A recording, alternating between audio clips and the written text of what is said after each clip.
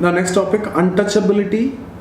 The forms of untouchability. See, untouchability can be mainly understood in terms of exclusion, humiliation, subordination, and exploitation, right? So it can also be understood in terms of restrictions imposed on awareness, various social disabilities, okay, social isolation, religious disabilities, separation of roads and wells, okay, working at night, so that even their shadow doesn't touch the dvijas. So no ownership of property, work without wages. Now whatever is coming to your mind, you can write that. Recently one community was not allowed to sit in top of the horse, just because they are Dalits, right, in the marriage ceremony. So in the marriage, when the groom was sitting in the horse, it was actually prohibited and prevented by the upper caste by saying that it is not allowed. So it is a latent, or it is a direct aspect of untouchability only. But interestingly, the fact is that they are the people who are removing the skin of the dead animals. So okay, but they cannot sit on top of the horse when the horse is alive. But when the horse is died, they are the people who have to remove the skin, and they perform that activity actually. Okay, and in a way, state is also responsible, or the government is also responsible for continuing this, because this manual scavenging, you can see lakhs of people are engaged in manual scavenging, especially in railways, right? So mostly if you see the community, the people are from Dalit community. So it is almost institutionalized that a particular community is part of this particular occupation, right? So even the Supreme Court has also criticized and highlighted this point time and again, but still manual scavenging, despite the fact that the law is also there, still you can see that particular community is part of that. So then it is integral aspect of caste system. While Shudra consider Dalits as untouchable, they themselves are untouchable to the other upper caste in hierarchy. So this is based on purity and pollution concept that we have just discussed. So segregation can be physical or social. Physical means maintaining a distance, okay, so you maintain the distance, etc., that is physical. Social, also a kind of social distance, right? Social segregation include restrictions on marrying, eating with other caste members, prohibition from entering homes, okay, restriction on occupational mobility, and so on. Untouchability have different forms and more acute in rural areas. Okay, so untouchability today is practiced at two levels. Less prevalent, manifest is less prevalent because Untouchability Prohibition Act is there, law is there, constitutional provision is there, okay, and more prevalent in the latent form. Latent means hidden form, right? What are the hidden form? Habitation segregation. So Dalits stay separately. For example, segregation of Dalits is seen almost everywhere in Tamil Nadu villages.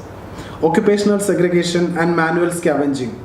So I have just before discussed, most of the manual scavengers are from lower caste. Okay. 13 lakh manual scavengers in India are employed by railways and municipal corporations, right? So the government organization only. Civic segregation, okay. So there is a village, the Puruda Varnar, a particular community, this particular community of Tamil Nadu are most striking example of this segregation. They are a subcaste which is given duty of washing clothes and providing other services to untouchables. They were untouchables even by the untouchables themselves. So that kind of segregation is seen. Tamil Nadu, you can see a lot of caste related, even violence also. When you get a topic on caste conflict, you will see a lot of conflict related to Tamil Nadu issues. We'll discuss that. Anyway, I will update that caste conflict. Ritual segregation, okay, intercaste marriage, there is an issue like Ha Panchayat, etc. Other incidences have been noticed. You know, in the class also, if you see, after 86 Constitutional Amendment Act or Act 21A, you have to, elementary education is compulsory. So Dalit student is sitting, where the Dalit student is sitting, towards in the back bench. Even the teacher who is a Brahmin, he will not even listen to the doubts of the Dalit student. Ultimately, that student will go out from the school. Okay, so that is a big problem. This is also a kind of hidden or latent form of untouchability. The teacher will never listen to that child. Teacher will only focus on those child who's from the other community. And also the parents of these students will tell that keep segregation, right? So from the mindset of the parents, the teacher, everything has to be changed. Teachers, yeah, teachers in government school. Okay, postmen don't deliver letter to Dalit homes. PDS shops also. You can give these examples. Okay, so this is what. Now, what are the solutions? Like when we talk about remove untouchability, remove untouchability. So, what are the three approaches? Reformist approach, Gandhian approach, and then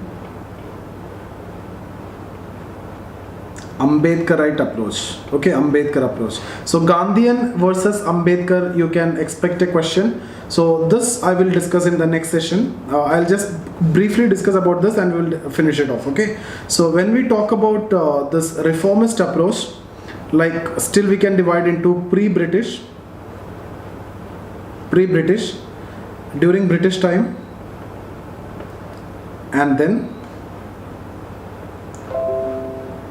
post-British. Okay, so pre-British, like you can talk about rise of Buddhism, and Jainism. Okay, British, what you can write? The 19th century socio-religious movement. 19th century socio-religious reform movements like Brahmo Samaj, Arya Samaj, Prarthana Samaj, right? All those you can write here.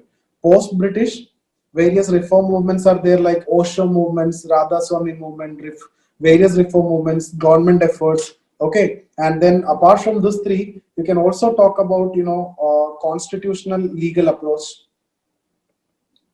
Constitutional legal approach.